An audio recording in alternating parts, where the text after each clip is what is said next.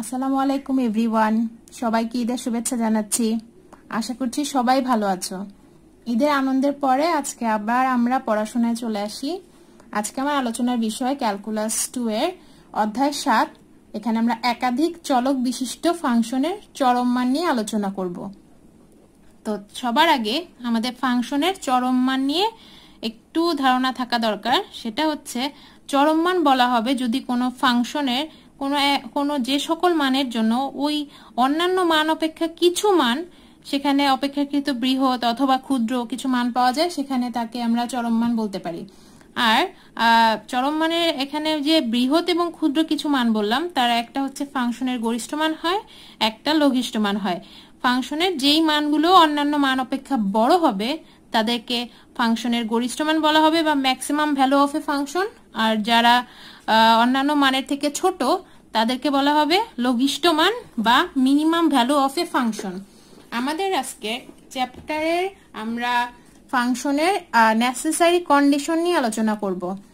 আমি এখানে প্রথম অংশ যেটা necessary condition for the existence of maxima and minima, এর অর্থ হচ্ছে আমরা গরিষ্ঠ এবং লঘিষ্ঠ মানের প্রয়োজনীয় শর্ত আজকে নির্ণয় করব। তো আমাদের যে কোনো ফাংশনই দেয়া থাকুক না কেন, সেটা 2 চলকের হোক বা 3 চলকের হোক, তার গরিষ্ঠ মান বা লঘিষ্ঠ মান নির্ণয় করার জন্য একটা শর্তের প্রয়োজন। তো আজকের চ্যাপ্টারে আমাদের প্রথম থিওরি হচ্ছে necessary condition for the existence of maximum and minimum.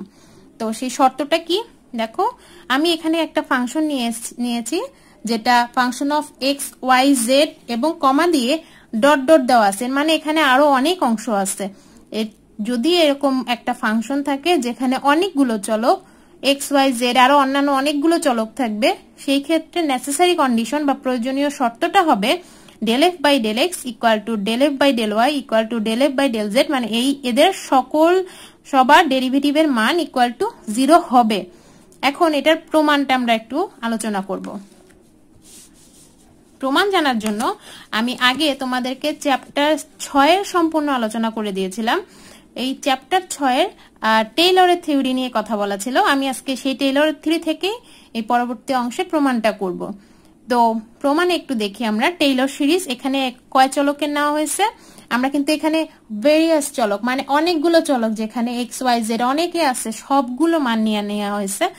তার ক্ষেত্রে টেইলরের সিরিজটা হবে f of a plus h, b plus k, c plus l, dot dot dot. এই ডট ডটের মিনিং মানে এরপরে আরো আছে equal to f of a b c, এটা সবাই কমা ব্র্যাকেট শেষ, plus h del by del x plus k del by del y plus l del by del z। এরপরে যদি আরো থাকতো আরো এরকম ডট ডট কমা কার ফাংশন হচ্ছে এক্স ওয়াই জেড, এর পরে আরো অনেক গুলো ফাংশন আছে যেখানে যেমন ধরে নিয়েছিলাম পাশে অন্যান্য অনেক চলক আছে যেখানে প্রত্যেকে এক্স ওয়াই জেড এর ভ্যালু গুলো এই দাগ দিয়ে দেওয়া আছে এ বি সি।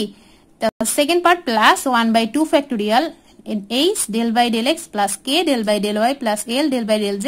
ওই সেম পার্ট শুধু উপরে একটা পাওয়ার থাকবে 2 f of x y z a, b, c, মানে এগুলো হচ্ছে ভ্যালু মান, এক্স ওয়াই জেড এর মান a b c বসানো হয়েছে।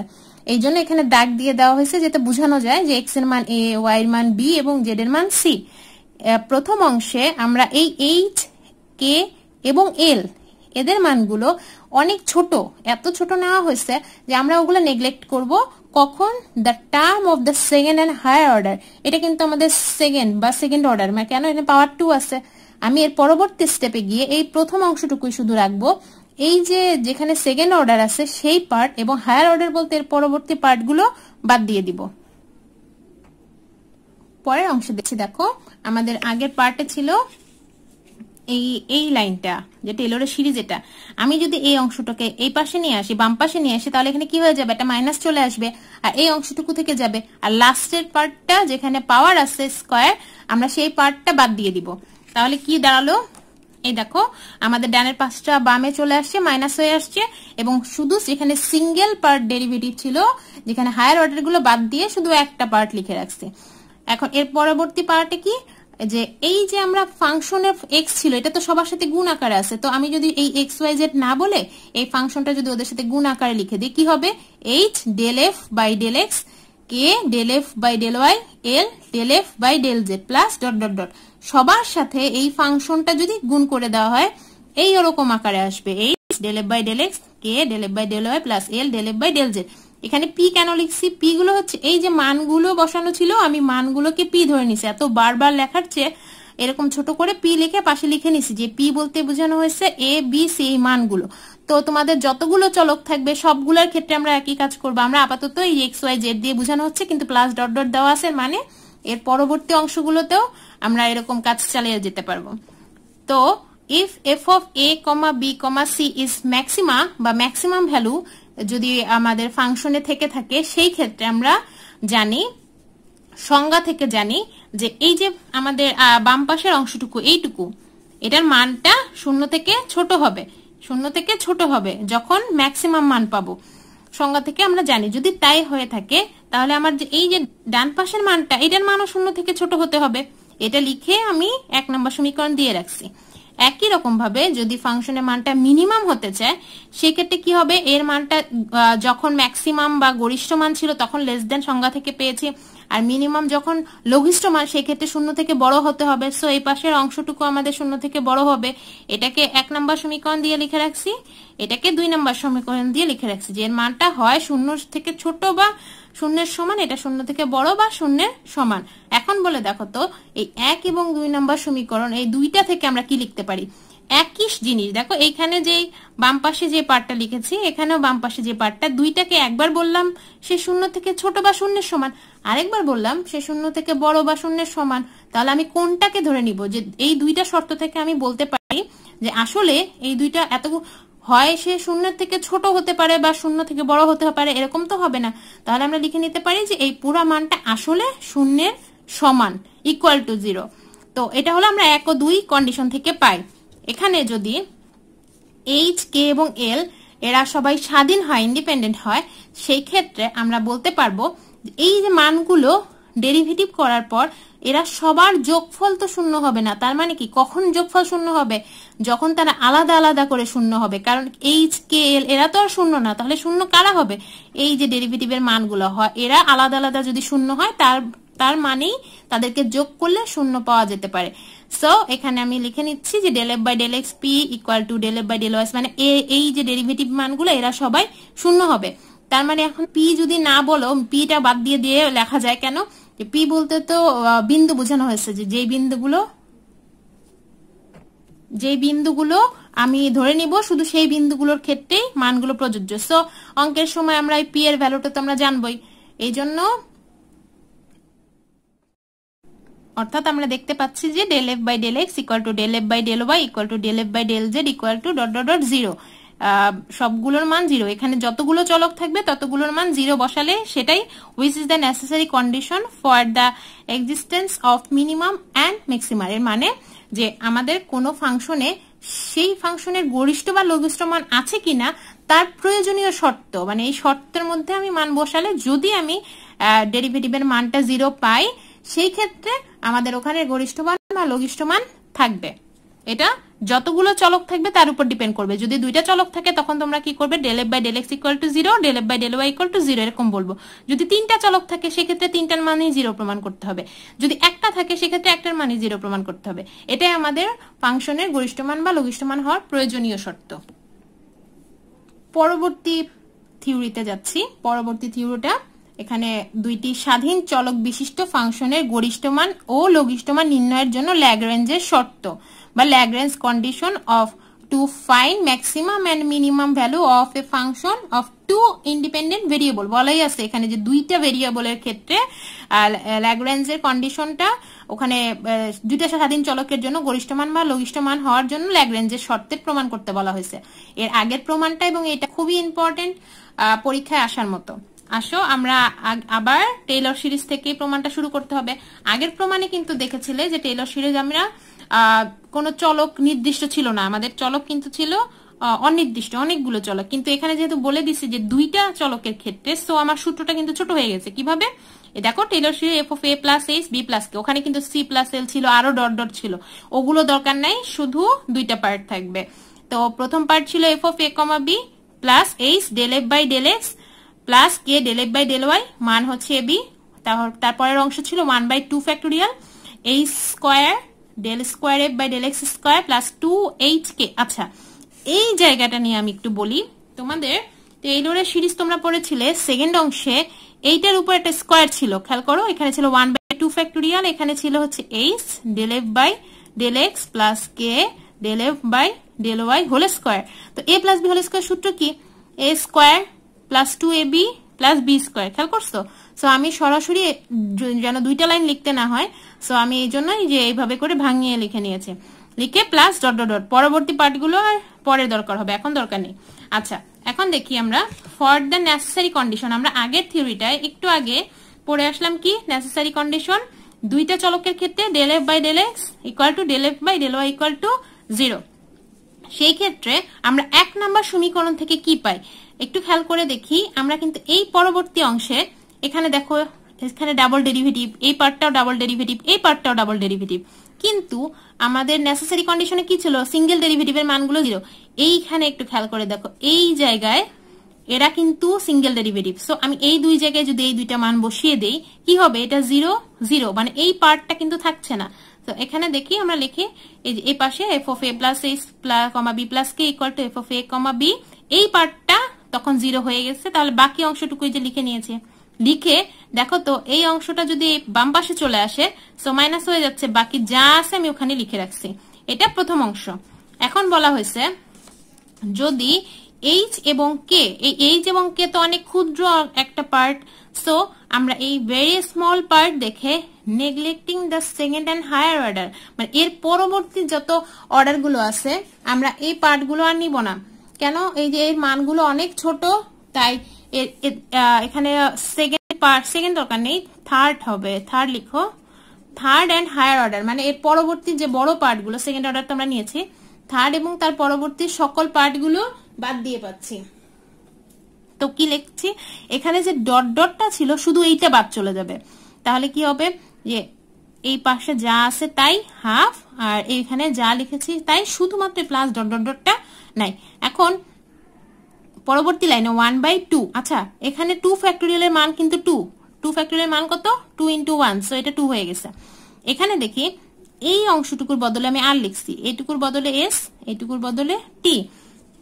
আমি অঙ্কর পার্টটা ছোট করে বারবার এত বড় অংশ লিখতে যাতে না হয়, এই জন্য এটার প্রমাণের জন্য এই আর এর মানটা হবে এই অংশটুকু আর লিখে নিছি। সো এটা আমি যে লিখে রাখছি যে আর হলো del square F by del x square, আর এই পরের অংশটা হচ্ছে এস, এই যে এস লিখেছি, del square F by del x del y, আর লাস্টের অংশটাকে টি ধরে নেওয়া হয়েছে, del square F by del y square.